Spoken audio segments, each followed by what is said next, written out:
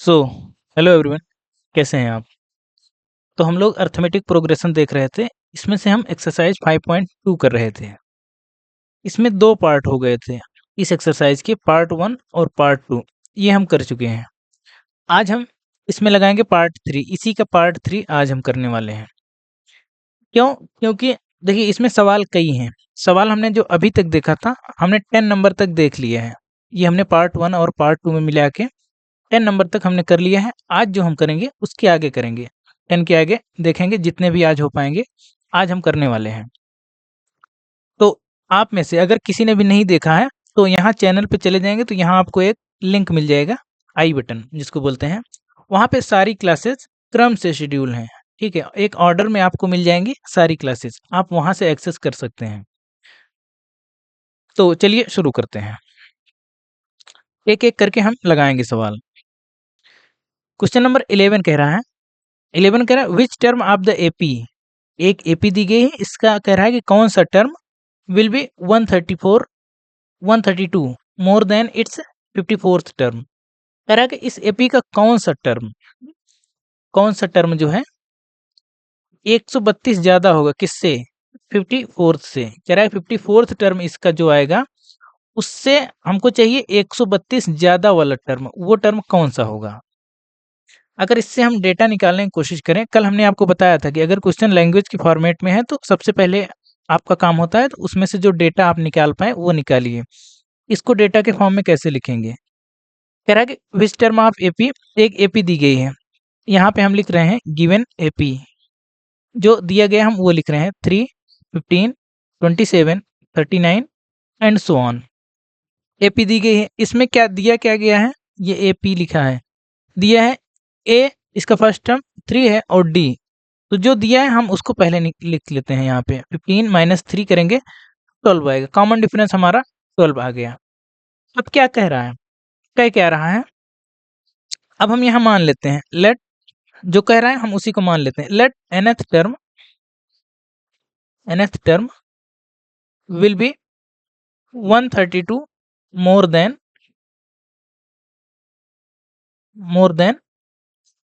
54th term.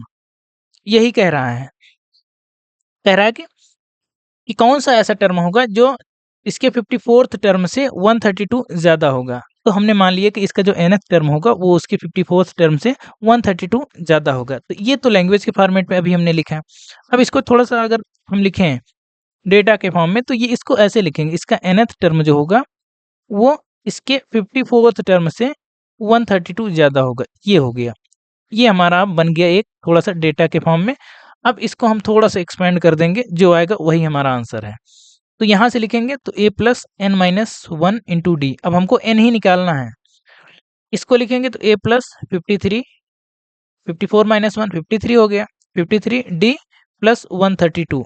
इसी को solve कर लेंगे।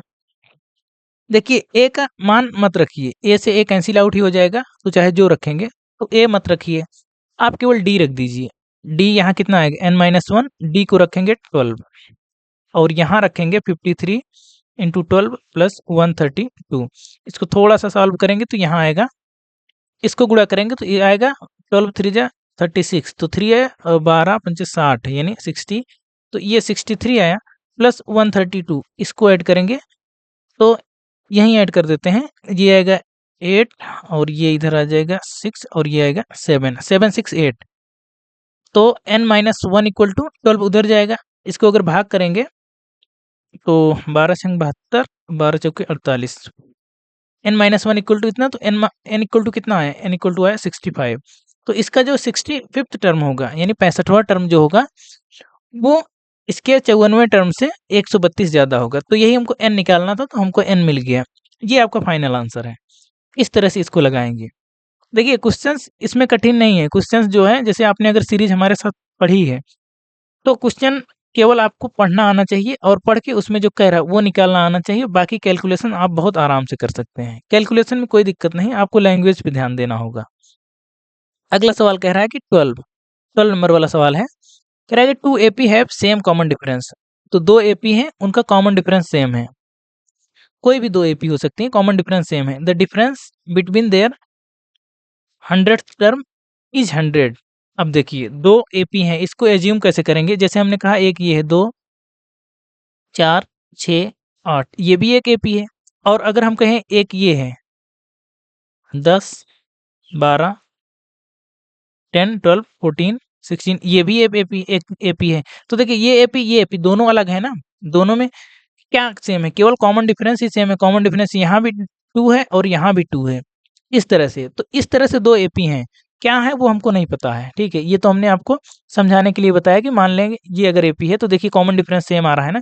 इस तरह से 2 एपी हैं और कह रहा है कि इसका जो 100 टर्म है, 100 टर्म इज दोनों का, यानी देयर डिफरेंस बिटवीन 100 टर्म, दोनों के बीच के जो 100वां टर्म है उसका जो डिफरेंस है, यानी अगर इसमें कहें कि पहले का जो 100वां टर्म है माइनस जो दूसरे का 100वां टर्म है, उसको ए डैश से दिखा रहे हैं हम, इन दोनों के बीच का डिफरेंस 100 है, इस तरह से। अब इसको थोड़ा सा सही से लिखते हैं। देखिए इसको करेंगे कैसे, इसमें कह क्या रहा है, जो दिया है हम उसको पहले लिखेंगे गिवन।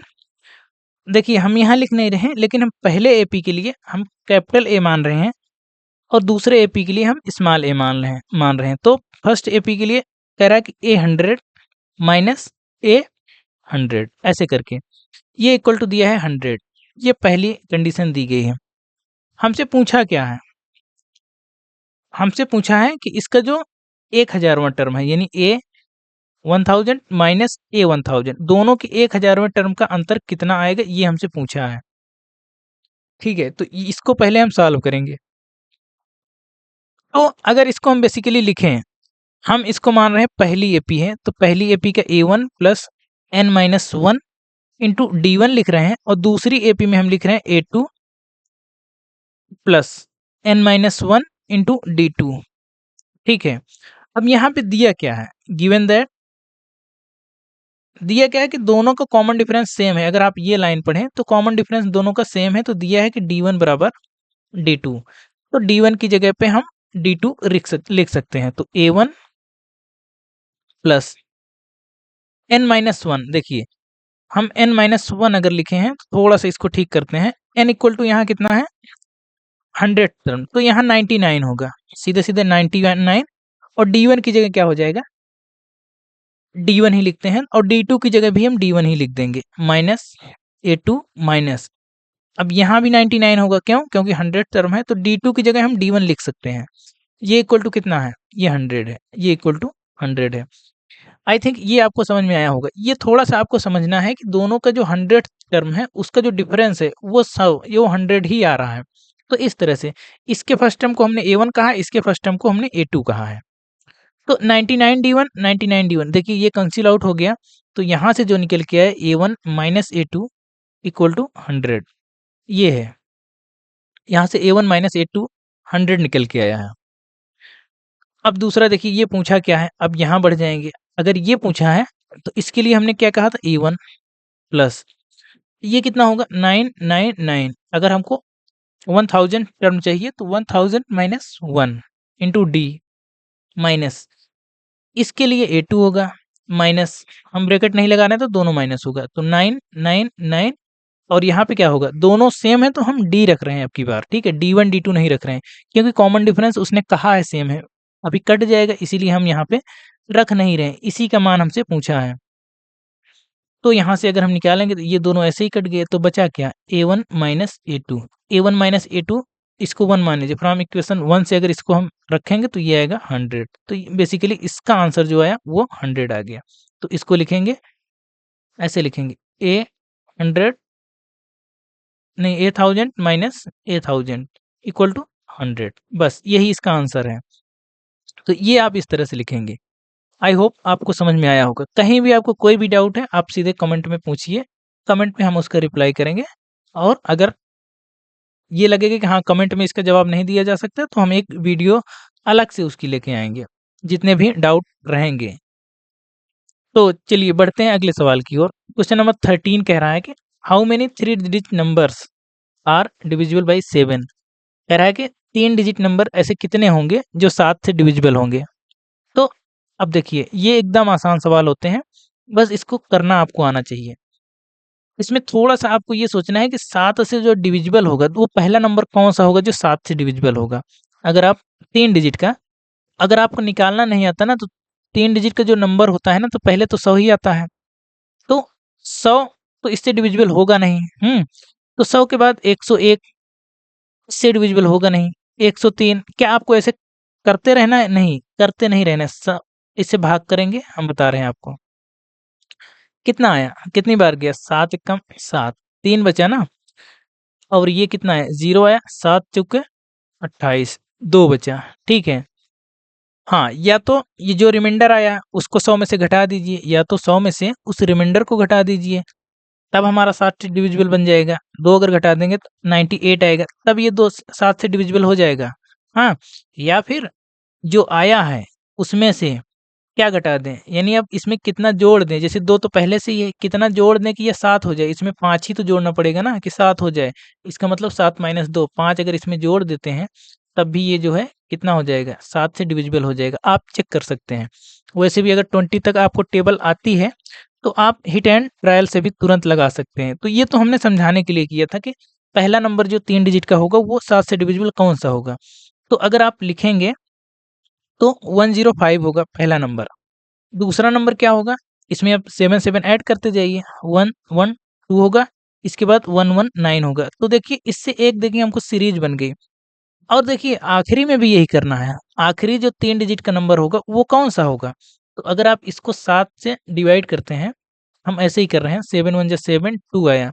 तो 7 चौके 28 बचा 1, तो 19 बचा ना? तो 7 दूना 14, 5 बचा रिमाइंडर। तो अगर इसमें से हम 5 घटा दें, 5 अगर इसमें से घटा दें, तो ये पूरा नंबर डिविजिबल हो जाएगा, यानी इसमें बच जाएगा क्या, 9 9 और इसमें 5 घटाएँगे तो 4, 994। तो आखिरी नंबर हमारा जो बचेगा 994 बचेगा 3 डिजिट में, ठीक है। अब जो डिविजिबल होगा वो 3 डिजिट से ज़्यादा होगा। ये तो आएगा, ये तो 7 से डिविजिबल होगा, ठीक है, इसमें 7 फिर से ऐड करेंगे, तो लेकिन ये अब 4 डिजिट का नंबर हो गया ना, तो ये हमारे लिए काम का नहीं है। तो आई थिंक आपको सीरीज तैयार करना आ गया कि अगर इस तरह सवाल है तो आप सीरीज पहले कैसे बनाएँगे। सीरीज हमारी ये बन के तैयार हो गई है। तो आखिरी डिजिट 994 हो गया। तो बस 7 से डिविजिबल 3 डिजिट के सारे नंबर हमने लिख दिए। अब इसी को काउंट कर लीजिए। काउंट करने का तरीका आपको पता है, अरिथमेटिक प्रोग्रेशन के थ्रू आप काउंट करेंगे। हम मान लिए कि let this series contains n terms. हमने कहा इसमें n टर्म है, तो जो n टर्म है तो यही nth टर्म तो यही होगा ना।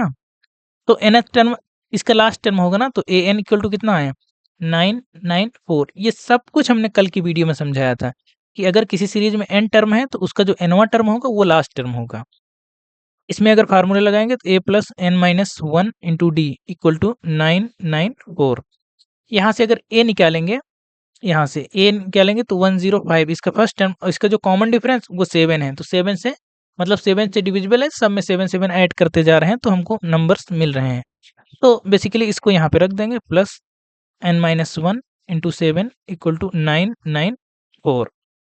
तो n माइनस 1 इंटू 7, ये 7 को ऐसे लिखा जाएगा, इक्वल टू 994 माइनस 105। इसमें से 105 अगर हम माइनस करेंगे तो ये कितना आएगा, ऐसे लिख देते हैं एक लाइन और, इसको घटाएंगे तो ये आएगा 14 में से 5 गए 9, और ये आएगा 8, और ये आएगा 8, 889 ये निकल के आया। तो यहाँ से फिर से लिख देते हैं n-1 इक्वल टू 889/7। तो ये निकल के आया 7 कम 7 7 7 दूनी 14, 7 7 49, 127। तो n इक्वल टू निकलेंगे तो 128 आएगा। ये हमारा आंसर आ गया, ठीक है। देखिए इसमें करना क्या था, बस आपको सीरीज तैयार करनी आनी चाहिए। इस तरह से कोई भी नंबर दे सकता है, यहाँ 5 दे सकता है, 6 दे सकता है, 8 दे सकता है, कि कितने 3 डिजिट नंबर हैं जो 8 से डिविजिबल हैं, कितने हैं जो 9 से डिविजिबल हैं। तो सब में तरीका वही लगेगा। आपको पहले एक सीरीज तैयार कर लेनी है। सीरीज आप तैयार कर लेंगे तो उसमें से उसका पहला टर्म मिल जाएगा, कॉमन डिफरेंस मिल जाएगा, उसका आखिरी टर्म मिल जाएगा। तो आखिरी टर्म वाला हम फार्मूला लगाएंगे तो वहां से हमको n मिल जाएगा। तो इस तरह से आप कर सकते हैं। बढ़ते हैं अगले सवाल की ओर। 14 नंबर कह रहा है कि how many multiples of 4 lies between 10 and 250। ये भी सेम सवाल है, कह रहा है कि 4 के कितने ऐसे मल्टीपल हैं जो 10 और 250 के बीच में हैं। तो देखिए अगर ये 10 है और ये 250 है, ठीक है, इसके बीच के नंबर हमको लिखने हैं। कौन से नंबर होने चाहिए? दो 4 जो 4 के मल्टीपल हों। तो 4 का देखिए पहला मल्टीपल क्या होगा जो 10 से ज़्यादा होगा? देखिए पहला मल्टीपल 4 का तो 4 ही होगा, दूसरा क्या होगा 8 होगा, तीसरा क्या होगा 12 होगा। तो देखिए ये आया ना, अभी तक ये 2 मल्टीपल, इसका मतलब हमको नहीं चाहिए, हमको 10 से 250 के बीच में चाहिए। तो 10 से के बाद वाला पहला मल्टीपल क्या हुआ? 12। दूसरा मल्टीपल क्या होगा? फिर से इसमें 4 ऐड करेंगे 16। तीसरा मल्टीपल 20। ऐसे-ऐसे करके जब आएँगे तो 250 से हमको कम चाहिए ना, तो 250 तो उसका मल्टीपल है नहीं, इसके बीच का चाहिए। तो क्या 249 है? नहीं है। क्या 248 है? हाँ है, 248 है। तो इसका जो आखिरी मल्टीपल होगा वो 248 होगा। ऐसे कर सकते हैं। तो हमारी जो सीरीज़ तैयार हुई वो इतनी तैयार हुई, ये। उसके बीच के चाहिए ना, हमको ये दोनों नहीं चाहिए, 10 और 250 नहीं चाहिए। हमको उसके बीच का चाहिए, तो बीच का हमको मिल गया। सॉल्यूशन लिखेंगे। सॉल्यूशन जब लिखेंगे तो यहाँ पे लिखेंगे ए कितना दिया है?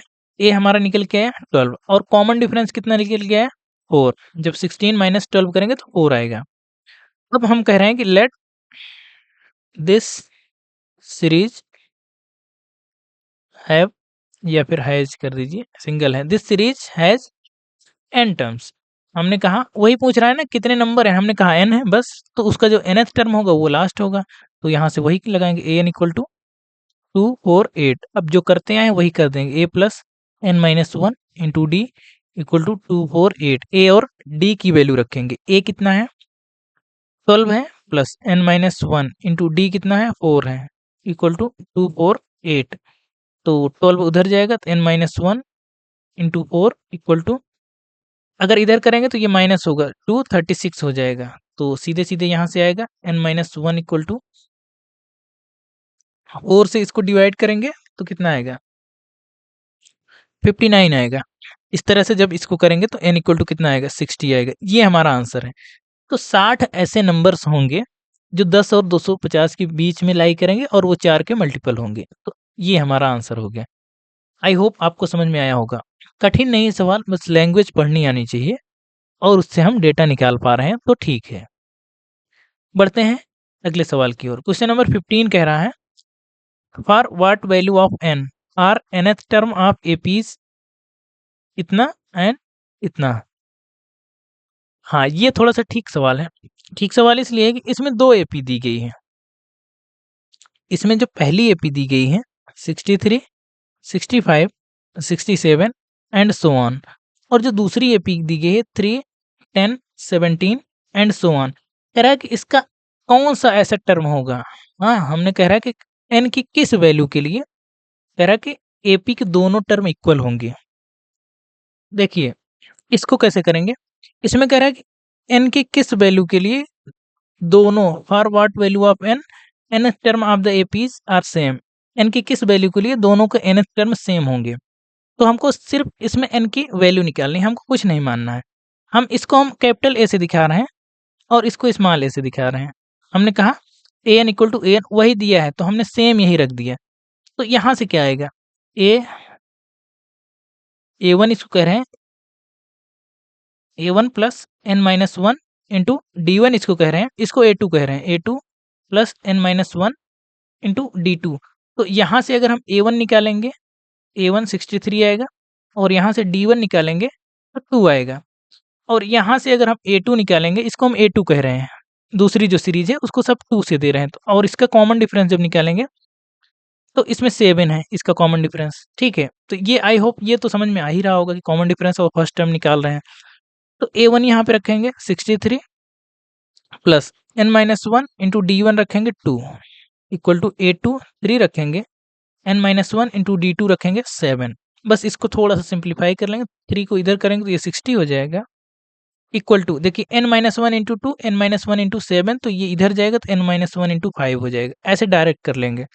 तो 5 को इधर जब करेंगे तो n minus one equal to, ये डिवाइड हो जाएगा ना, ये आएगा 12, तो यहाँ से n इक्वल टू कितना आएगा 13। बस इसका मतलब इसका जो 13th टर्म होगा, इसका 13th टर्म में दोनों सेम आ जाएँगे, यानी इसकी वैल्यू भी, इसकी वैल्यू भी, दोनों सीरीज़ की दोनों वैल्यू सेम आ जाएँगी 30th टर्म के लिए, ठीक है? 13th टर्म के लिए, सॉरी। तो इस तरह से आप सवाल कर सकते हैं। देखिए इसमें हमने 5 सवाल लगाए, 11 से लेके हमने 15 तक लगाए, 5 सवाल लगाए। देखिए क्वेश्चन इसके अच्छे हैं, हम 1 दिन में नहीं लगवाएँगे इसको, थोड़ा-सा इसको टाइम लेके लगवाएँगे जिससे सारे क्वेश्चन समझ में आए। 5 सवाल हमने आज किए, बाकी के बचे 5 सवाल वो हम कल कर लेंगे, ठीक है? 16 से लेके 20 तक बाकी सवाल हम कल कर लेंगे। तो अगर आप कर सकते हैं तो आप खुद से करिए, आप ये आपके लिए होमवर्क है, आप खुद से करिए, 16 से लेके 20 तक के सारे सवाल आप खुद करिए, फिर जो है कल हम इसको कराएँगे, फिर आप चेक करिए आप किस हिसाब से कर रहे हैं, मतलब आपका कितना सही हो रहा है, आप यहाँ से आके देख सकते हैं। तो आई होप वीडियो आज की हेल्पफुल रही होगी, मिलते हैं अगली वीडियो में। Thank you.